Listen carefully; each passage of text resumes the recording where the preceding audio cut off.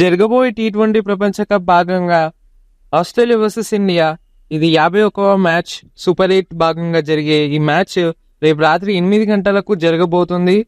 ఈ match Darren సామి national cricket స్టేడియంలో జరగబోతుంది. ఇది వచ్చేసరికి సెంట్ లూసియాలో ఉంటుంది. అక్కడ పొద్దుగాల 10:30 మ్యాచ్ ప్రారంభం అవుతుంది. ఈ మ్యాచ్ రేపు రాత్రి జరగబోయే మ్యాచ్ ఇది చాలా ఆసక్తికరంగా ఉంటుంది. రేపు ఎవరు గెలుస్తారో చూడాలి. ఇటు భారత లేకపోతే ఆస్ట్రేలియానా. ఈ డారెన్ సామి నేషనల్ క్రికెట్ స్టేడియంలో 5 మ్యాచ్లు జరిగాయి ప్రపంచ కప్ భాగంగా. నేను 5 మ్యాచ్లు క్లుప్తంగా చెప్తాను. మొదటి మ్యాచ్ ఆస్ట్రేలియా స్కాట్లాండ్ మధ్య జరిగింది. ఆస్ట్రేలియా టాస్ గెలిచి బౌలింగ్ ఎంచుకుంది. స్కాట్లాండ్ బ్యాటింగ్ చేసి 180 ఫర్ 5 వికెట్స్తో ముగించారు వాళ్ళ first innings total. Australia chase చేసేసింది టోటల్ని. ఇక్కడ ఈ మ్యాచ్ రాత్రి 8:30 ప్రారంభమైంది. రాత్రి ఈ మ్యాచ్. రెండవ మ్యాచ్ శ్రీలంక వర్సెస్ నెదర్లాండ్స్ అదే టైంకి ప్రారంభమైంది మ్యాచ్ 8:30. ఇక నెదర్లాండ్స్ టాస్ గెలిచి బౌలింగ్ ఎంచుకుంది. అలాగే శ్రీలంక 200 పైగా పరుగులు సాధించింది. మరి నెదర్లాండ్స్ విషయానికి వచ్చేస్తే 118కి ఆల్అౌట్ అయిపోయింది. ఆ మ్యాచ్ శ్రీలంక గెలిచింది. మూడవ మ్యాచ్ విషయానికి వచ్చేస్తే ఇక్కడ వెస్టిండీస్ వర్సెస్ ఆఫ్ఘనిస్తాన్ టాస్ గెలిచి బౌలింగ్ ఎంచుకుంది. ఇది కూడా రాత్రి 8:30 మ్యాచ్ ప్రారంభమైంది. వెస్టిండీస్ బ్యాటింగ్ 218 ఫర్ 5 కొట్టింది. ఆఫ్ఘనిస్తాన్ చేజ్ చేయలేకపోయింది టోటల్. నాలుగవ match England versus West Indies. England toss గెలిచి బౌలింగ్ ఎంచుకుంది. వెస్టిండీస్ 180 ఫర్ 4 కొట్టింది. ఆ తర్వాత ఇంగ్లాండ్ చేజింగ్లో గెలిచింది మ్యాచ్. ఇది కూడా రాత్రి 8:30 మ్యాచ్ జరిగింది. ఫస్ట్ మ్యాచ్ విషయానికి వచ్చేస్తే England versus south Africa match జరిగింది. ఇక్కడ ఇంగ్లాండ్ మళ్ళీ టాస్ గెలిచి బౌలింగ్ ఎంచుకుంది. ఇది ఒక్కటి పొద్దుగాల జరిగింది 10:30. మిగతా మ్యాచ్లన్నీ చెప్పుకున్నట్లుగా 8:30 జరిగింది. సౌత్ ఆఫ్రికా బ్యాటింగ్లో 163 ఫర్ 6 వికెట్స్ నమోదు చేసింది. ఇంగ్లాండ్ ఓడిపోయింది ఆ మ్యాచ్ స్వల్పంగా. ఈ డారెన్ సామి నేషనల్ క్రికెట్ స్టేడియంలో మొత్తం 23 టీ20 మ్యాచ్లు జరిగాయి, ఇంటర్నేషనల్ మ్యాచెస్.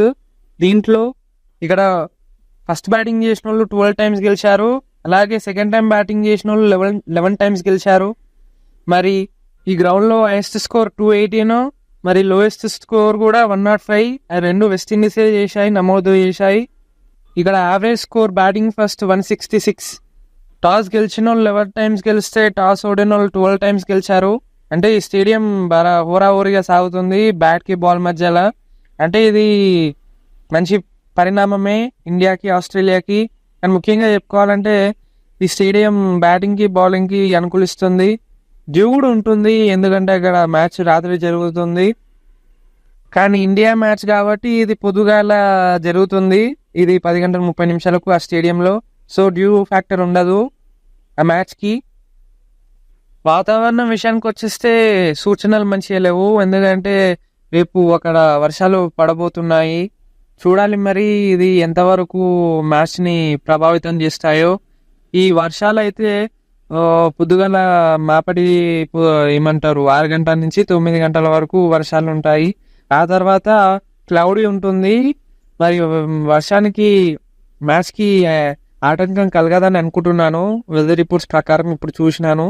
మరి ఆ మ్యాచ్కి సంగటికి క్లియర్ సన్ ఉంటుందో లేకపోతే అక్కడక్కడ నెమ్మది వర్షాలు పడి ఆగి అట్లా జరుగుతాయో చూడాలి. మరి పడితే ఇక కష్టమే రేపు మ్యాచ్లలో. కానీ మంచి విషయం ఏంటిదంటే 10 గంటల తర్వాత క్లౌడీ ఉంటుందని ఉంది రిపోర్టు. చూడాలి మరి ఎంతవరకు ఇలా ఉంటుందో లేదో. టాస్ విషయానికి వచ్చేస్తే నేనైతే బౌలింగ్ ఎంచుకోమని అంటాను, ఎందుకంటే వర్షాలు కూడా పడుతున్నాయి. మళ్ళీ పొద్దుగానే మ్యాచ్, వాళ్ళ స్కోర్ బట్టి మనం చేసి కూడా వేయచ్చు. చూడాలి మరి ఏం చేస్తారో ఏమో రేపు. మళ్ళీ వర్షం కూడా పడతాయి కాబట్టి చూడాలి. మరి ఇండియా ఫామ్ విషయానికి వచ్చేస్తే ఈ ప్రపంచ కప్లో అన్ని మ్యాచ్లు గెలిచారు. ఒక మ్యాచ్ వర్షపాతం అయింది. చూడాలి మరి. లాస్ట్ మ్యాచ్ బంగ్లాదేశ్ పైన మంచిగా గెలిచారు, కానీ నేనైతే సంతృప్తి పడలే, ఎందుకంటే ఇంకా మంచిగా ఆడాలి, పర్ఫార్మెన్సెస్ ఇంకా లభిస్తాయి. చూడాలి మరి ఆస్ట్రేలియా పైన ఆ పర్ఫార్మెన్స్ చూపిస్తారో లేదో. అలాగే ఆస్ట్రేలియా సంగతి పైకి వస్తే వాళ్ళు కూడా అన్ని మ్యాచ్లు గెలిచారు. ఒక ఆఫ్ఘనిస్తాన్ వాళ్ళ ఈ ఈ రోజే జరిగింది. ఆ మ్యాచ్లో వాళ్ళు ఓడిపోయారు. ఆఫ్ఘనిస్తాన్ మంచినే 1 అబవ్ పార్ స్కోర్ టోటల్ కొట్టింది. ఒక 20 రన్లు పరుగులు ఎక్కువ కొట్టారు. మంచినే డిఫెండ్ కూడా చేయగలిగారు. అది మంచి పరిణామం ఆఫ్ఘనిస్తాన్ టీంకి. మరి ఆస్ట్రేలియా విషయానికి వచ్చేస్తే ఇది do or die match India పైన. ఒకవేళ గెలిస్తే సెమీఫైనల్స్, లేకపోతే ఇంటికే. అలాగే ఆఫ్ఘనిస్తాన్ బంగ్లాదేశ్ పైన గెలిస్తే ఆఫ్ఘనిస్తాన్ సెమీఫైనల్స్లో ఫస్ట్ టైం ఆడుతుంది ఐసీసీ ఈవెంట్స్లలో. ఇవి వాళ్ళకు జరగాలంటే ఇవన్నీ నేను చెప్పినవన్నీ జరగాలి. ఇప్పుడు ముఖ్యంగా ఆస్ట్రేలియా బ్యాటింగ్ విషయానికి వచ్చేస్తే డేవిడ్ వార్నర్ అతను ఓమన్ పైన బంగ్లాదేశ్ పైన 50 పరుగులు సాధించాడు. ముఖ్యంగా స్ట్రైక్ రేట్ విషయానికి వచ్చేస్తే చాలా అగ్రెసివ్గా ఆడుతున్నాడు డేవిడ్ వార్నర్. కానీ అతనికి కొన్ని పిచెస్ బాగా స్లోగా లభించినా కూడా అగ్రెసివ్గా ఆడుతున్నాడు. ఒక 10 బాల్ 20 అలాగా ఆడుతున్నాడు. కానీ అతను ఇంగ్లాండ్ పైన ఆడలేకపోయాడు సరిగా. అదే విషయానికి వచ్చేస్తే ఆఫ్ఘనిస్తాన్ మీద ఈ 2 మ్యాచ్లలోనే సరిగా ఆడలే. మిగతా మ్యాచెస్ చాలా అగ్రెసివ్గా ఆడాడు డేవిడ్ వార్నర్. అలాగే ఇండియా పైన ఇది కొనసాగిస్తే ఇండియాకి తప్పదు. చూడాలి మరి బౌలర్స్ ఏ విధంగా అతను అవుట్ చేస్తారో. ట్రావిస్ హెడ్ మరో ఓపెనర్ విషయానికి వచ్చేస్తే చాలా డేంజరస్ ప్లేయర్. ఇతను ఐపీఎల్లో ఏం చేయగలిగాడో చూసాము.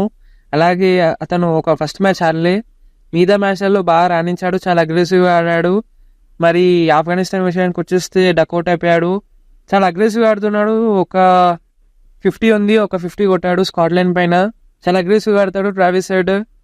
చూసాం ఇతను ఏం చేయగలుగుతాడు. 50 ఓవర్స్ వరల్డ్ కప్ ఫైనల్, అది కూడా మన పైననే సెంచరీ కొట్టి ఇండియాని ఓడగొట్టాడు. చాలా బాధాకరం. చూడాలి ఈ మ్యాచ్లలో రాణిస్తాడో లేడో. గ్లెన్ మ్యాక్స్వెల్ విషయానికి వచ్చేస్తే అతను ఏం సరిగా ఆడలేకపోతున్నాడు ఐపీఎల్ నుంచి. అలాగే ఈ ఫామ్ కొనసాగుతూ వస్తుంది. కానీ ఆఫ్ఘనిస్తాన్ పైన ఒక మంచి 50 కొట్టాడు. ఆ మ్యాచ్ గెలిపించి ఉంటే ఇంకా బాగుంటుండే మ్యాక్స్వెల్కి, కానీ అది వీలు కాలేకపోయింది. మనం చూసాం ఇది 50 ఓవర్స్ ప్రపంచ కప్లో. అక్కడ మ్యాక్స్వెల్ 200 పెట్టి ప్యాట్ కమిన్స్తో పార్ట్నర్షిప్ నెలకొల్పి మ్యాచ్ని గెలిపించాడు. అది ఇంపాసిబుల్ మ్యాచ్ అది. కానీ అలాగే జరుగుతున్న తరుణంలో మ్యాక్స్వెల్ ఒక ఫస్ట్ 50 చాలా రోజులైంది, చాలా నెలలైంది ఇదే ఫామ్లోకి వచ్చి. చూడాలి మరి ఇండియా పైన ఎలా రాణిస్తాడో గ్లెన్ మ్యాక్స్వెల్. స్పిన్లో బాగా ఇబ్బంది పడుతున్నాడు గ్లెన్ మ్యాక్స్వెల్. చూడాలి మన ఏ విధంగా రాణిస్తాడో మన స్పిన్ అటాక్ పైన. ఒక తప్పు చెప్పాను, ట్రావిస్ హెడ్ అన్ని మ్యాచెస్ ఆడాడు. ఫస్ట్ మ్యాచ్ ఒమన్తో ఆడిండు, కానీ అది 12 పరుగులు చేశాడు. ఫామ్ అప్స్ ఆడలే, అది అంతే. మిచెల్ మార్ష్ కెప్టెన్ విషయానికి వచ్చేస్తే అతను బ్యాటింగ్ పరంగా అంతగా ఏం రాణించలేకపోయాడు. 2-3 మ్యాచ్లు మినాయిస్తే మిగతా మ్యాచ్లలో చాలా స్వల్ప స్కోర్కి అవుట్ అయిపోయాడు. అది వాళ్ళకు పెద్ద ఏమంటారు ప్రాబ్లం, మరి వాళ్ళకి పెద్ద సమస్య. చూడాలి మరి మిచెల్ మార్ష్ అతను కెప్టెన్ కాబట్టి రేపటి మ్యాచ్లలో ఏం రాణిస్తాడో. మార్కస్ స్టోయినిస్ విషయానికి వచ్చేస్తే చాలా అద్భుతంగా ఆడుతున్నాడు. మార్కస్ స్టోయినిస్ 2 మ్యాచ్లలో 2 50 చేశాడు. మిగతా మ్యాచ్లలో అతనికి కొన్ని మ్యాచ్లలో బ్యాటింగ్ లభించలేదు. 1-2 మ్యాచ్లలో సరిగా ఆడలే మార్కస్ స్టోయినిస్. అతను చాలా ఫామ్లో ఉన్నాడు. మిడిల్ ఆర్డర్ పరంగా చూస్తే అతను చాలా ఆడిటర్, బాల్ని పంపించగల సత్తా ఉండి బౌండరీ బయటికి. చూడాలి మరి అతను సెంట్రల్ కాంట్రాక్ట్లో కూడా లేదు, ఆస్ట్రేలియా సెంట్రల్ కాంట్రాక్ట్ క్రికెట్ పరంగా. అయినా కానీ బాగా ఆడుతున్నాడు మార్కస్ స్టోయినిస్. అతన్ని అవుట్ చేయాలి ఏ పరిస్థితుల్లోనైనా. టిమ్ డేవిడ్ వాళ్ళకు ఆస్ట్రేలియా పైన భారం అవుతున్నాడు. రోజుకి అతను అంతగా ఏం ఆడలేకపోతున్నాడు. ఒక మ్యాచ్ మినాయిస్తే మిగతా మ్యాచ్లలో చాలా స్వల్పంగా అవుట్ అయిపోతున్నాడు టిమ్ డేవిడ్. చూడాలి మరి మిడిల్ ఆర్డర్ ముఖ్యంగా ఏం రాణించలేకపోతుంది. టాప్ ఆర్డర్ ఒకసారి ఫీల్ అయిపోతే ఇలా మిడిల్ ఆర్డర్ కూడా అంతే పరిస్థితి. ఆఫ్ఘనిస్తాన్ లాగానే ఉంది ఇంచుమించు, కానీ స్లైట్లీ ఆస్ట్రేలియా మెరుగే ఉంటుంది బ్యాటింగ్ విషయానికి వచ్చేస్తే. Middle order Matthew Wade wicket keeper batsmen. అతని విషయానికి వచ్చేస్తే అతనికి బ్యాటింగ్ ఏం అంత లభించలేదు. 2 మ్యాచెస్ అతనికి బ్యాటింగ్ వస్తే 2 సార్లు నాట్అవుట్ అయ్యాడు. మిగతా ఒక ఆఫ్ఘనిస్తాన్ పైన రాణించలేకపోయాడు. మాథ్యూ వేడ్ చెప్పుకోవాల్సినంత ఏం లేదు ఈ ప్రపంచ కప్లో, ఎందుకంటే ఆస్ట్రేలియా సునాయాసంగా మ్యాచెస్ గెలిచిన తరుణంలో ఈ మాథ్యూ వేడ్కి బ్యాటింగ్ లభించలేదు. అది లభించినా కూడా 2 ఇన్నింగ్స్లలో నాట్అవుట్ ఉండే. ఇంకొక లాస్ట్ మ్యాచ్ ఆఫ్ఘనిస్తాన్ పైన రాణించలేకపోయాడు Matthew Wade, left handed batsmen వల్ల. Mitchell Starc left arm pacer fast bowler విషయానికి వచ్చేస్తే అతను 2 మ్యాచ్లు ఆడలే. మిగతా 2 మ్యాచ్లలో ఎక్స్పెన్సివ్ ఉండే, ఒక వికెట్ కూడా లభించలే. కానీ ఆ 2 మ్యాచ్‌లలో బాగానే రాణించాడు. కానీ అంతగా పర్ఫార్మెన్స్ అయితే ఏం లేదు మిచెల్ స్టార్క్. మనకు తెలుసు చాలా dangerous left arm fast bowler తను మిచెల్ స్టార్క్. కానీ ప్రపంచ కప్‌లో అంతగా ఎందుకంటే అతనికి రెస్ట్ ఇచ్చారు కాబట్టి మనకి అది ప్రభావం తెలవట్లే కానీ అతను ఎంత మెచ్చుకున్నంత తక్కువనే. ఆ ఫాస్ట్ బౌలర్ అంతే అది. ఈ సెమీఫైనల్‌లో ఇట్లాంటి పెద్ద పెద్ద మ్యాచ్‌లలో బాగా రాణిస్తుంటాడు మిచెల్ స్టార్క్. ప్యాట్ కమిన్స్ విషయానికి వచ్చేస్తే అతను బౌలింగ్ చాలా అద్భుతంగా ఇస్తున్నాడు. మనం అనుకున్నాము టీ20లో అంత పెద్ద రాణించడు, ఎకనామీ చాలా ఘోరంగా ఉంటుంది. అది అది చేంజ్ అయిపోయింది. ప్యాట్ కమిన్స్ ఈ ఐపీఎల్ ద్వారా నిరూపించుకున్నాడు అతను బౌలింగ్ వేయగలడని. కట్టర్స్ అవన్నీ వేరియేషన్స్ చాలా ఉన్నాయి. Slower ball, bounce ball, slower bounce ball, చాలా మంచి మంచి ట్రిక్స్ ఉన్నాయి అతని అస్తంలో. అలాంటి బౌలింగ్ వేయగలడు ప్యాట్ కమిన్స్. చాలా 2 హ్యాట్రిక్లు ఉన్నాయి. అది 2 వరుసగా హ్యాట్రిక్లు నమోదు చేశాడు ప్యాట్ కమిన్స్. ఒక మ్యాచ్ ఆడలే, మిగతా మ్యాచ్లలో అన్ని మ్యాచ్లలో బాగా ఆడాడు ప్యాట్ కమిన్స్. అతను అలాంటి ఫామ్లో ఉన్నాడంటే చాలా ఘోరంగా ఉన్నాడు. ఫామ్ అతను చాలా ఘోరంగా ఉన్నది. చూడాలి మరి ఇండియా ఇతని పైన ఏ వరకు పై చేయి సాధిస్తారో చూడాలి. మరి ప్యాట్ కమిన్స్ కూడా అంత ఎక్స్పెన్సివ్ ఏమంత ఎక్స్పెన్సివ్ లేదు. చాలా ఎకనామీ కూడా బాగుంది. వికెట్స్ కూడా బాగానే తీస్తున్నాడు. అది ఇండియా పైన రిపీట్ అయితే కష్టమే. మరి జాష్ హేజల్వుడ్ అతని విషయానికి వచ్చేస్తే ఒక మ్యాచ్ ఆడలే, మిగతా మ్యాచ్లన్నీ ఆడిండు. అతను కూడా మంచి పర్ఫార్మెన్సెస్ లభించాయి కానీ వికెట్స్ అంతగా ఏం తీయలేకపోయిండు. ఒకటే లైన్ అండ్ లెంత్ వేసేయగల సత్తా ఉంది జాష్ హేజల్వుడ్కి. కానీ ఈ లాస్ట్ మ్యాచ్ ఆఫ్ఘనిస్తాన్ పైన ఎక్స్పెన్సివ్ ఉండే 39 పరుగులు ఆఫ్ఘనిస్తాన్ తీసుకుంది అతని పైన. ఒక వికెట్ కూడా తీసుకోలేదు. జాష్ హేజల్వుడ్ బాగానే ఇస్తాడు, అంత వికెట్లు కూడా తక్కువనే తీసిండు కానీ మంచిగానే ఇస్తాడు. మంచిగానే వేసిండు ఈ ప్రపంచ కప్లో. ఒక మ్యాచ్ మినాయిస్తే ఒక మ్యాచ్ ఆడలే. అడామ్ జాంపా అతను ఒకటే స్పిన్నర్ వాళ్ళ టీంకి. ఉన్నారు ఆల్రౌండర్స్ కానీ వాళ్ళంత వేయలే. అడామ్ జాంపా విషయానికి వచ్చేస్తే అతను బాగా ఇస్తున్నాడు. ఈ మధ్యకాలంలో బౌలింగ్ లెగ్ స్పిన్ చాలా అద్భుతంగా ఇస్తున్నాడు. 50 ఓవర్స్ వరల్డ్ కప్లో కూడా బాగానే వేశాడు. మనకి కప్పు సాధించడానికి అతను ఒక ముఖ్య కారణము స్పిన్ భాగంలో డిపార్ట్మెంట్లో. ఈ ప్రపంచ కప్లో కూడా ప్రతి ఒక్క మ్యాచ్లలో బాగా వేశాడు బౌలింగ్. ప్రతి మ్యాచ్లో వికెట్ లభించాయి. చాలా మంచిగా ఇస్తున్నాడు. అతని పైన చూడాలి మన భారత జట్టు అగ్రెసివ్గా ఆడతారా లేకపోతే చూడాలి. మరి అది రేపు మ్యాచ్లోనే తెలుస్తుంది. అడామ్ జాంపా బాగా ఇస్తున్నాడు, చాలా అద్భుతంగా ఇస్తున్నాడు. మంచిగా ఉన్నాయి అతని స్టాట్స్. ఎకనామీ పరంగా కూడా చాలా మంచిగానే ఉంది. చూడాలి మరి ఎవరు పై చేయి సాధిస్తారు.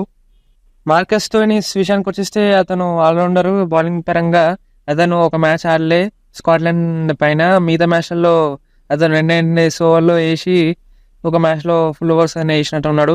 బాగానే వేసిండు బౌలింగ్. మిగతా గ్లెన్ మ్యాక్స్వెల్ కూడా అక్కడక్కడ వేసాడు, మంచిగానే వేసాడు.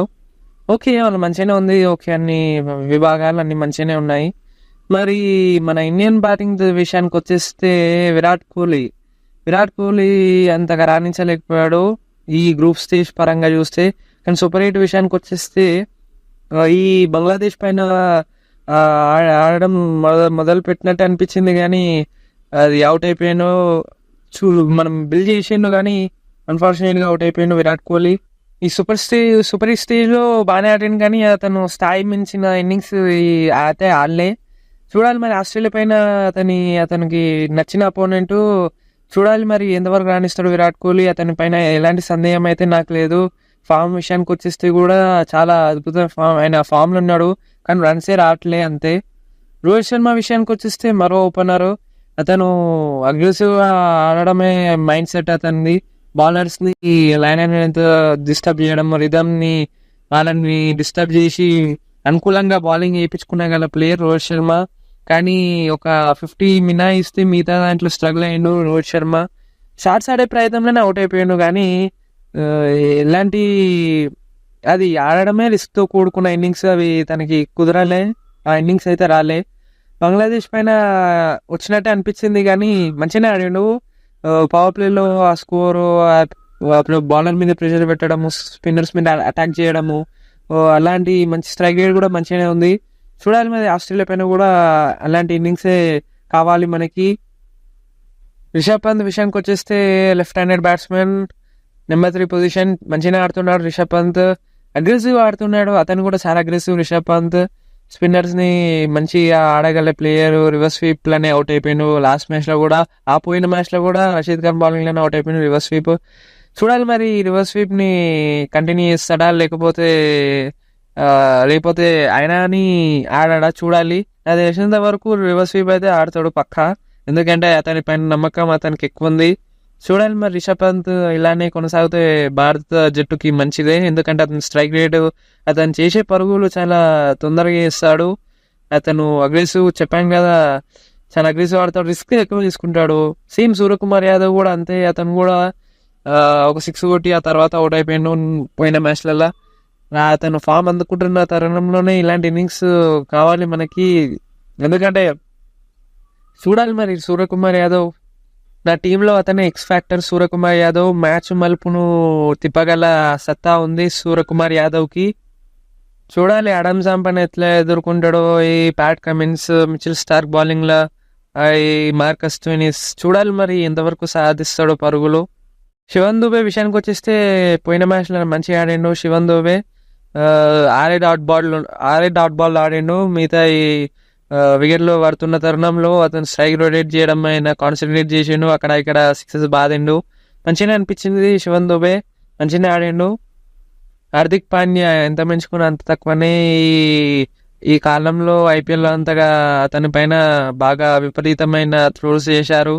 అయినా ఈ ప్రపంచ కప్ అనగానే అతనికి మొత్తం మారిపోయిండు. బ్యాటింగ్ విషయానికి వచ్చేస్తే, బౌలింగ్ విషయానికి వచ్చేస్తే రెండిట్లో బాగా రాణిస్తున్నాడు. ఫీలింగ్ కూడా అది రాణిస్తున్నాడు. కానీ పోయి లాస్ట్ మ్యాచ్లో బంగ్లాదేశ్ పైన 50 కొట్టిండు, చాలా మంచిగా అనిపించింది. 27 బాల్స్లో మంచిగానే ఆడిండు. అలాగే బౌలింగ్లో కూడా వికెట్స్ ఇస్తున్నాడు.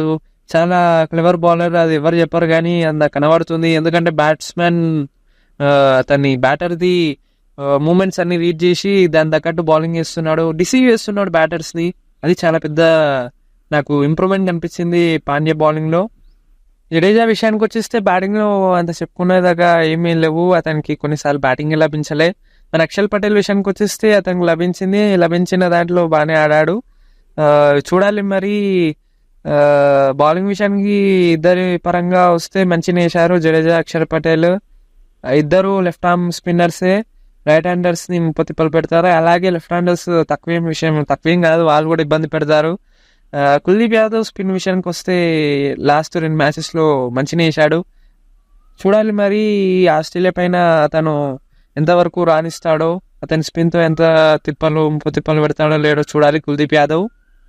జస్ప్రీత్ బుమ్రా బౌలింగ్ విషయానికి వచ్చేస్తే అతని బౌలింగ్ ఇక అంతే, ఇక మంచిగా వేస్తున్నాడో అది చెప్పుకోదగ్గ విషయాలు కూడా అంత ఏం లేవు. అదే వేసుకుంటా పోవాలని అందరూ భారత అభిమానులు కోరుకుంటారు. ముఖ్య విషయానికి వచ్చేస్తే ఫైనల్లో ఏదో ఒకటి చేసి మరీ ఘోరంగా పర్ఫార్మెన్స్ ఇవ్వాలి బుమ్రా. హర్దీప్ సింగ్ విషయానికి వచ్చేస్తే కూడా ఫస్ట్ ఓవర్లో ఎకనామీ చాలా రిస్క్ తీసుకుంటున్నారు బ్యాటర్స్. ఆ లైన్ లెంత్ కాస్త చూసి అడ్జస్ట్ చేసుకుంటే అయిపోతుంది. హర్దీప్ సింగ్ కూడా అంతే. హర్దీప్ సింగ్ రిధమ్ వచ్చేస్తే అతను వేరే బౌలరు. చూడాలి మరి ఫస్ట్ ఓవర్ ఆ న్యూ బాల్తోని అగ్రెసివ్గా వేయాలి. ప్రీవియస్ వేస్తున్నట్టు అనిపిస్తుంది. ఆ వైల్డ్ కూడా తక్కువ వేసుకుంటే బాగుంటుంది Hardeep Singh. Australia X factor విషయానికి వచ్చేస్తే నాకు ట్రావిస్ హెడ్. ఎందుకంటే ఆ మ్యాచ్ మలుపు తిప్పగల ఎబిలిటీ అతనికి ఉంది. మ్యాచ్ని సునాయాసంగా తన వంతి చేతితోనే మలుపు తిప్పేస్తాడు. అలాంటి ప్లేయర్ ట్రావిస్ హెడ్. ఆడితే ఆడతాడు, లేకపోతే లేదు. అదే విషయాన్ని సూర్యకుమార్ యాదవ్ కూడా వర్తిస్తుంది. అది అతని middle order batsmen Suryakumar Yadav India తరపున ఆడతాడు. అతను కూడా అలాగే ఆడతాడు. ఆడితే ఆడతాడు, లేకపోతే లేనన్నట్టు ఆడతాడు. చాలా రిస్క్ ఎక్కువ ఉంటుంది వీళ్ళిద్దరు బ్యాటింగ్లో. అందుకని వీళ్ళిద్దరు ఎక్స్ ఫ్యాక్టర్స్. మ్యాచ్ ఫేవరెట్స్ విషయానికి వచ్చేస్తే చాలా కష్టంగానే ఉంది చెప్పాలంటే. ఆలోచిస్తున్నా ఇప్పుడు కూడా. నాకు తెలిసి ఇండియా ఛాన్సెస్ 60% ఉంది, 40% ఆస్ట్రేలియా ఉంది. చూడండి మరి, నెక్ టు నెక్కే ఉంటుంది బ్యాటిల్ ఎప్పుడైనా ఇండియా ఆస్ట్రేలియా. అది కూడా ఫుల్ ఫ్లెడ్జ్డ్ స్క్వాడ్. మళ్ళీ T20 వరల్డ్ కప్లో ఇది మళ్ళీ ఆస్ట్రేలియాకి డూ ఆర్ డై మ్యాచ్. చూడాలి మరి. ఆస్ట్రేలియా చాలా ఏమంటారు, వాళ్ళు అన్ని విభాగాలలో బాగా రాణిస్తారు వాళ్ళు ఇండియా పైన. ఒట్టిది వాళ్ళ మీదే ఎక్కువ ఉంది. ఇండియాకైతే ఇలాంటి ప్రెషర్ ఏం లేదు, ఎందుకంటే వాళ్ళు సెమీస్కి క్వాలిఫై అయిపోయారు. అయినా ఇండియా గెలవాలని ప్రయత్నిస్తుంది, ఎందుకంటే ఆస్ట్రేలియా చాలా డేంజరస్ అపోనెంట్. వాళ్ళు ఒకవేళ గెలిస్తే మళ్ళీ వాళ్ళు ఫైనల్స్లో ఎక్కడో గెలుస్తారు. అది చూస్తారు. మరి ఇండియా కూడా గెలవాలని అనుకుంటుంది 100%. ఒకవేళ ఇదే జరిగితే ఆఫ్ఘనిస్తాన్ బంగ్లాదేశ్ పైన ఓడగొడితే వాళ్ళు కూడా సెమీఫైనల్స్కి అడుగు పెడతారు. First time. ఈ ప్రివ్యూ వీడియోని ఇక్కడ వరకే ముగిస్తున్నాను నేను. మరొక వీడియోలో మనం మళ్ళీ కలుద్దాం. అంతవరకు సెలవు. Tata, bye bye.